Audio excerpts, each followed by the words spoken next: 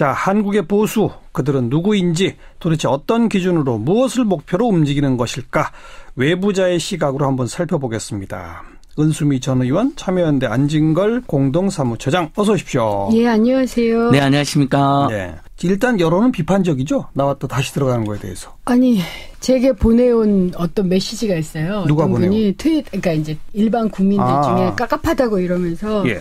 보수를 민망하게 한 정치 양아치다 이런 얘기를 하는데, 그러니까 아무리 그러니까 저는 보수의 가장 커다란 특징 기득권을 지키는 거라고 생각해요. 예. 하지만 거대한 기득권을 지키기 위해서 작은 기득권은 내려놓을 수도 있는 예. 그런 거였는데, 이번에는 거대한 기득권은커녕 작은 기득권조차 못 내려놓겠다. 그래서 지지율만 있으면 강간미수 공범업도 오케이고 그렇잖아요.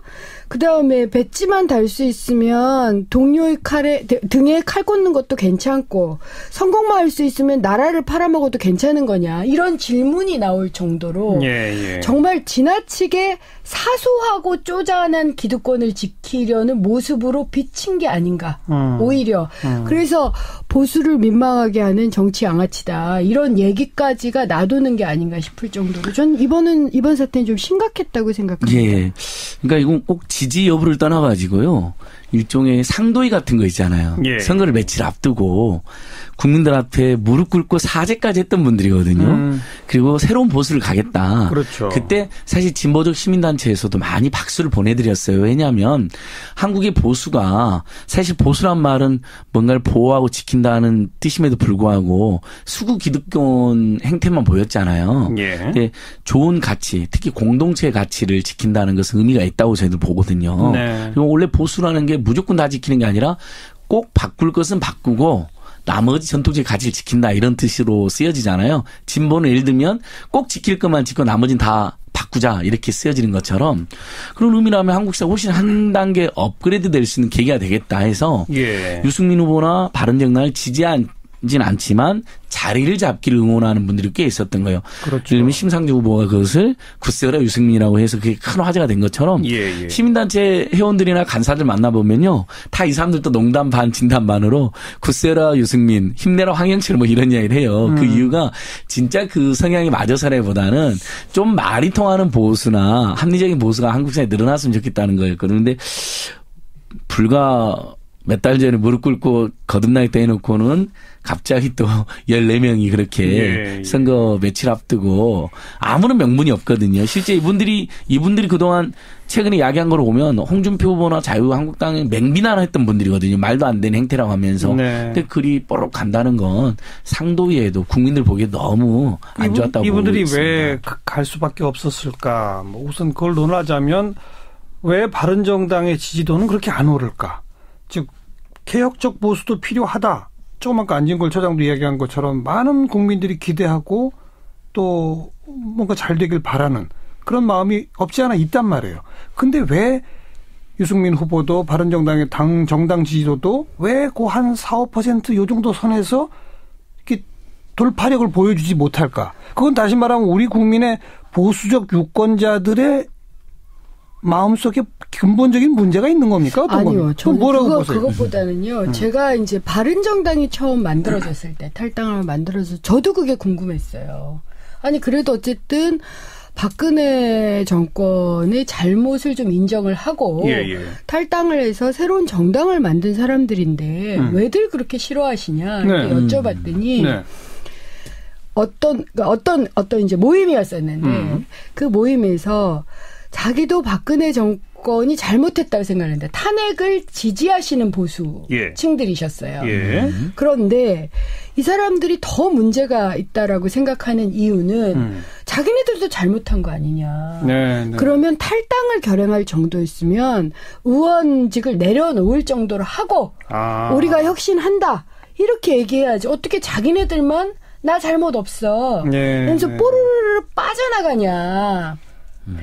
요 정서가 굉장히 컸어요. 그러니까 자기 희생이 없다. 그러니까 물론 일부는 배신자다. 어쨌든 박근혜 전 대통령의 탄핵이 뭐 잘못되지 않았다서부터 좀 잘못됐다 하더라도 뭐 하여튼 이들은 배신자다라는 네. 정서도 있지만 또 한편 예. 박근혜 정권의 탄핵을 찬성했던 보수 진영 내에서는 이 사람들이 굉장히 자기 이익만 구하는 것으로 보여졌던 거예요. 책임이나 반성이나 책임을 지려고 하지 않는다. 예. 어쨌든 보수 정치, 보수 정권을 완전히 뒤흔들어 놓은 사태잖아요. 그렇죠. 그런데 빠져나오면 그만이냐. 저 혼자 살려고 한다. 예, 뭐 이런. 이게 굉장히 컸어요. 저는 그 얘기를 듣고 저도 깜짝 놀랐거든요. 그래서 역으로 생각을 해보니까 만약 진보 진영이나 개혁 진영에서 꽤 큰 잘못이 있었다. 그런데 저 같은 사람이 그거 잘못했다라고 얘기하면서 그냥 탈당만 했다라고 하면 욕을 들었을 것 같더라고요. 생각을 해보니까 비슷해요. 예. 그래서 저는 보수적인 유권자층의 중에서 합리적 보수 혹은 뭐 조금 그래도 기득권을 지킨다 해도 좀 합법적으로 지켜라. 네. 그렇죠? 이런 사람들의 마음을 얻을 수 있는 여지가 없는 상황에서 배신자로만 낙인이 찍힌 게 아닐까.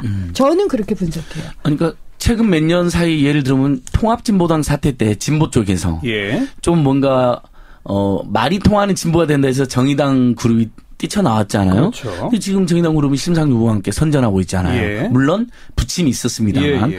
그게 비춰보면 사실 국민들 입장에서는 정의당이 성장하고 또 바른정당이 성장해 좀 말이 통하는 진보와 보수들이 경합을 하는 이걸 이렇게 지켜보는 분들이 있었거든요. 한국 몇 년간 최근 상황까지. 근데 저는 바른정당은 바로 대선에 직면하면서 그 기회를 일부 조금 그 제약했다고 생각을 해요. 왜냐하면 처음에 촛불혁명 국면과 탄핵 국면에서는 당연히 박근혜 최순실의 범죄를 비호하고 그걸 막 극렬하게 이야기하는 자유한국당에 대한 실망이 많았기 때문에 바른정당 지지율이 더 높게 나온 적도 있었습니다. 예. 근데 막상 대선에 닥쳐가지고 정권 교체가 어찌됐든 자기들 원하지 않는 진보 또는 중도 쪽으로 넘어가게 생겼으니까 거기에 대해서 조금 더 예민해져서 이제 박근혜 범죄 비호냐 아니냐가 아니라 누가 진보적 정권 교체를 막을 수 있느냐 아니냐에서 선택이 힘이 있는 쪽으로 예, 조금 더 힘 있는 쪽으로 간 것이 일부 영향을 끼쳤다고 생각하고요. 예. 두 번째는 한국의 보수와 수구가 구별이 잘 안 돼서 특히 분단 상황이나 북한 문제, 미국 문제만 결부만 되면 극단적이고 극렬한 주장에 힘을 얻게 되는 그런 경향이 있었습니다. 그동안에도. 최근에도 남북 관계가 다시 긴장이 고조되고 무슨 전쟁이니 폭격인 이런 게 나오면서 또 저쪽이 트럼프 정부로 바뀌면서 미국이 그러면서 아무래도 좀 더 상대적으로 합리적으로 오는 보수보다는 초강경 극단적으로 북한과의 대결을 선동하고 냉전적 사고를 거침없이 이렇게 내뿜는 홍준표나 자유한국당 쪽으로 그 왔다 갔다 하던 분들 보수와 수구 사이 왔다 갔다 하는 분들이 좀 힘이 그쪽으로 더 간 게 아닌가. 그렇군요. 이런 이제 그것까지 이제 우리가 분석할 수 있는데 저는 이제 은수 의원님 말씀처럼 그래도 그걸 모르고 나간 게 아니거든요, 이분들이. 예, 어려운 길이라는 걸 알고 나갔는데. 본인들이 다 어려운 길을 여러 번 이야기했고, 방금, 그러니까 어제 전까지만 해도, 며칠 전까지만 해도 자유한국당과 홍준표 후보의 행태를 맹비난하는 분들이 꽤 있었어요. 장제원 후보도 그렇고, 그렇지 않았습니까? 막 사자오도토하고. 근데 어쨌든 그런 행태가 정치에 대한 국내 실망을 가중시키는 건 맞습니다. 그렇군요. 그러니까 뭐 자기 혼자만 좀 면죄부 받고 살아보자고 탈당하느냐 이런 식의 어떤 비판이 있었다고 그랬잖아요. 그랬다가 또 이 정당이 안 될 것 같으니까 다시 또 살아보겠다고 탈당해서 돌아가는 이제 2중 3중이 되겠네요. 그러니까요. 아니 제가 오늘 이제 그 자유한국당 홍문표 의원이 모 인터뷰에서 뭐라고 얘기를 했냐면 좌파에게 정권을 내줄 수 없습니다. 저는 이런 이제 발상을 하는 게 참 놀랍다라고 생각해요. 거의 좌파가 죽일 놈 같은 느낌의 표현으로 들렸으니까 그건 아니잖아요. 가치관이 좀 다를 뿐이지 지금 파트너라고 생각을 해야 되는데 그런 사고가 없는 거죠. 그런데 오히려 보수 유권자들 입장에서는 그래 좌파에게 정권 줄 수 없어 라고 하는 사람들보다 더 못하다라는 느낌이 들게 만드는 거예요. 그래서 사실은 저는 대선 이후에 어차피 저는 이 바른정당이 길게 볼 수밖에 없는 정당이라고 생각하고 예. 보수의 재편이 있지 않겠습니까? 예. 근데 이런 식으로 바른정당의 일부 의원들이 이 자세를 취하면서 그러면서 사실은 조금 보수가 말이 되는 좀 합리적인 그리고 적어도 헌법을 지키는 수준의 예. 보수적 재편을 위해서는 좀 더 시간이 더 걸리는 굉장히 어려워진 게 아닌가 하는 생각이 맞습니다. 들어요. 예, 이제 선거 막판이니까 막 초조해서 안달이 나서 명분은 뭐 친북 좌파 정권에 못 넘긴다는 거지만 실제로는 조금이라도 지지를 더 나온 후보한테 이렇게 기대서 다음에 정치적 이익을 도모하는 행태였다고 그렇죠. 생각하는데 예. 사실은 이제 대선이 끝나서 어떻게 될지 우리도 장담할 수 없지만 가령 뭐 진보적이고 중도적인 정부로 교체가 됐다 하면 결국 이거에 대한 총결산이 있을 예정이거든요. 국민들 사이에서도. 네. 그럼 결국 보수를 지지했던 국민들 입장에서도 이명박 박근혜 정부의 10년 사이에 9년 사이 그다음에 최근에 탄핵 사태 때 그것들에 주로 가담하고 그걸 심지어 비호해서 국민들로부터 비호감과 비판과 공격의 대상이 됐던 자유한국당을 중심으로 한 세력에 대한 일정한 심판이나 평가가 있을 수밖에 없거든요. 그러면 바른정당이 다시 기회가 올 수밖에 없는 국면이라고 저희들은 예상하고 있었거든요. 그러면 한국사가 어쨌든 대선 전에 다시 한번 업그레이드 될 수 있는 계기가 되겠다 했는데 그걸 못 참고 조금 더 지지를 더 나온 세력에게 그다음에 조금 더 원래 본인들의 레토릭에 가까운 강경한 대결과 그 이념적 대결을 부추기는 세력이 그냥 가버린 거거든요. 네, 그러니까 네. 본인들이 약속했던 새로운 보수, 합리적인 보수, 따뜻한 보수하고는 정반대로 지금 그러니까 그런 평가는 뭐 동의하는데 예. 하지만 원수미 전 의원이 조금 아까 지적한 것처럼 보수의 어떤 분화 그리고 보수에서의 어떤 개혁 이걸 기대하기는 정말 어려워진 상황으로 보는 게 저는 현실적이라고 보는 게 만약의 경우 지금 지지율이 높게 나오고 있는 더불어민주당이 이제 집권을 한다고 치면 의석수도 그렇고 또 노선에 있어서도 그렇고 자유한국당이 이른바 또 선명한 강경 야당이 될 거란 말이에요. 네. 그런 여야 구도가 일단 짜여지지 않겠습니까? 바로 그 틈바구니에서 바른정당은 버텨낼 수가 없다. 내년에 있을 지방선거도 그다음 총선도 존재감이 사라진다. 이런 건 또한 현실적으로 인정돼야 되는 그러니까 거죠. 저는 보수의 재편만이 아니라 정치 전체가 혁신할 수 있는 기회를 놓치는 게 아닌가 그러게 이런 말입니다. 생각이 드는 거예요. 예. 왜냐하면 사실은 이게 보수만의 문제인가라는 자성도 전 필요하다고 생각하거든요. 네. 제가 정치를 하면서 19대 국회 내에서 그런 얘기들이 있었어요. 공천을 받으려면 줄을 서야 한다. 그렇죠. 동네 양아치도 위계가 있어야 된다. 예. 이런 얘기들이 야당 내에서도 뭐 그런 여야 할 거 없이 이렇게 좀 농담처럼 흘러다니는 그래서 사실은 정치 불신이 굉장히 심했는데 이게 개선이 되려면요. 보수도 혁신돼야 되지만 진보도 혁신돼야 돼요. 예. 그럼 좋은 진보, 좋은 보수가 존재해야만 이게 가능하거든요. 그러니까 더민주가 만약 전 집권한다고 생각을 하지만 어쨌든 만약 집권을 해서 정치를 풀어내에 있어서 촛불 시민의 어떤 마음을 더 담아서 그렇죠. 새롭게 혁신하려면 과거와 같은 자유한국당처럼 뭐 빨갱이니 종북이니 혹은 좌파는 정권 잡으면 안 돼.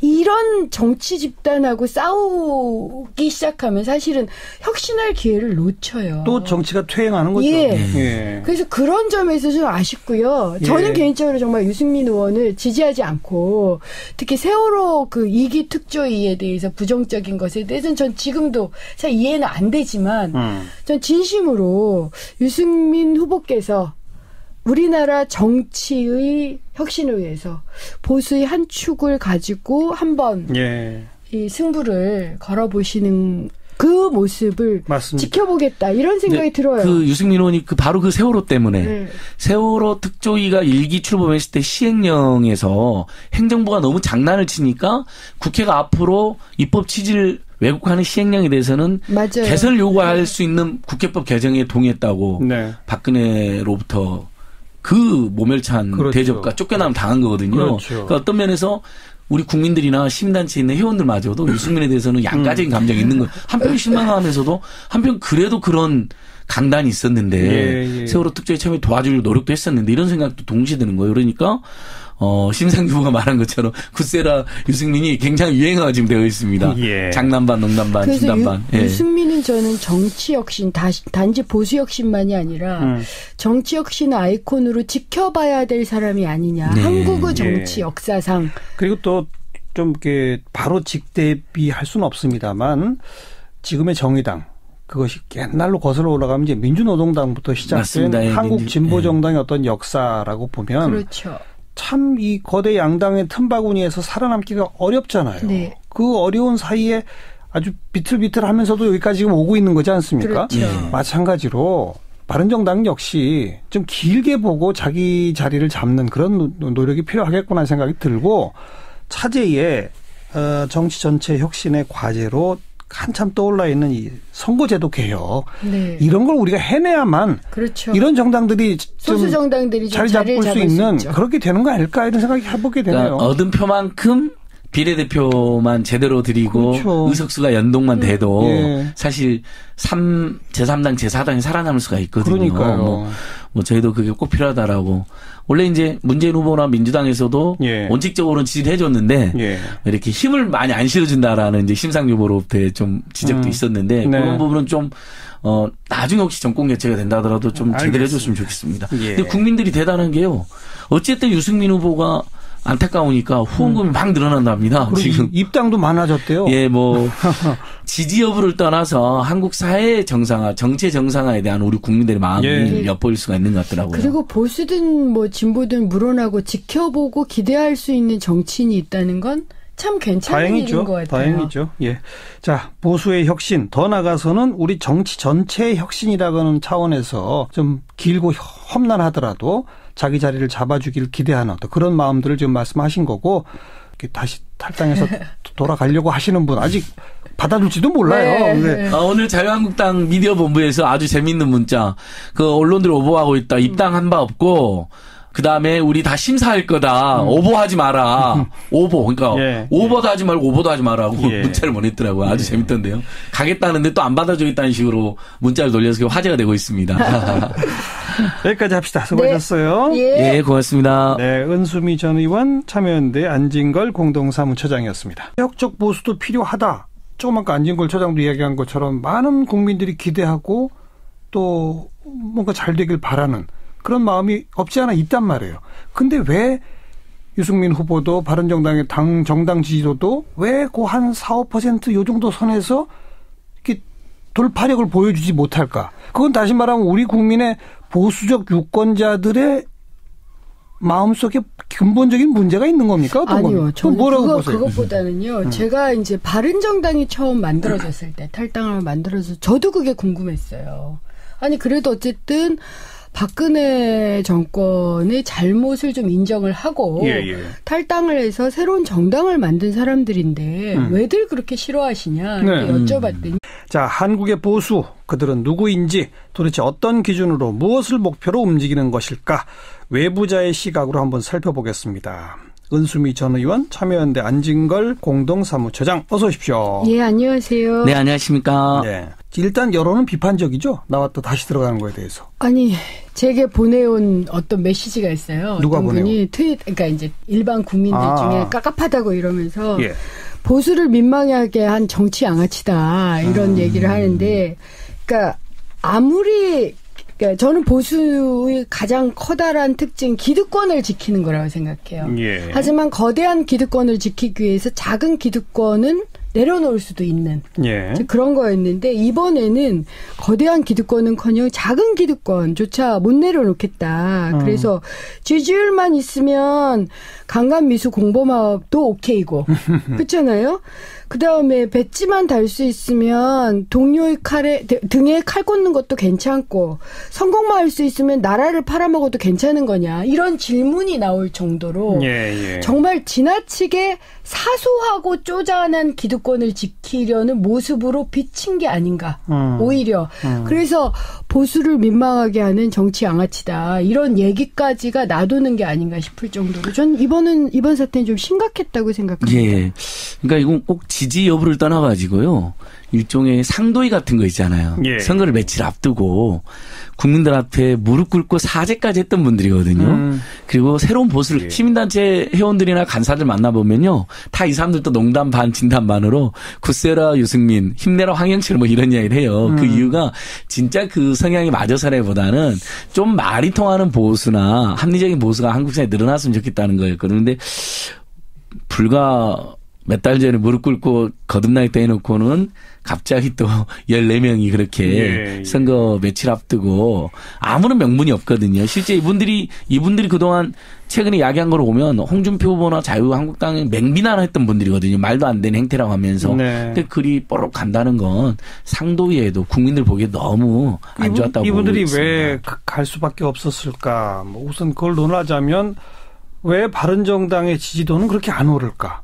즉 가겠다. 그렇죠. 그때 사실 진보적 시민단체에서도 많이 박수를 보내드렸어요. 왜냐하면 한국의 보수가 사실 보수란 말은 뭔가를 보호하고 지킨다는 뜻임에도 불구하고 수구 기득권 행태만 보였잖아요. 예. 근데 좋은 가치, 특히 공동체의 가치를 지킨다는 것은 의미가 있다고 저희들 보거든요. 네. 그리고 원래 보수라는 게 무조건 다 지키는 게 아니라 꼭 바꿀 것은 바꾸고 나머지 전통적 가치를 지킨다 이런 뜻으로 쓰여지잖아요. 진보는 예를 들면 꼭 지킬 것만 지키고 나머지는 다 바꾸자 이렇게 쓰여지는 것처럼 그런 의미라면 한국 사회가 훨씬 한 단계 업그레이드 될 수 있는 계기가 되겠다 해서 예. 유승민 후보나 바른정당을 지지하진 않지만 자리를 잡기를 응원하는 분들이 꽤 있었던 거예요. 그렇죠. 예를 들면 심상정 후보가 그것을 굳세어라 유승민이라고 해서 그게 큰 화제가 된 것처럼 예.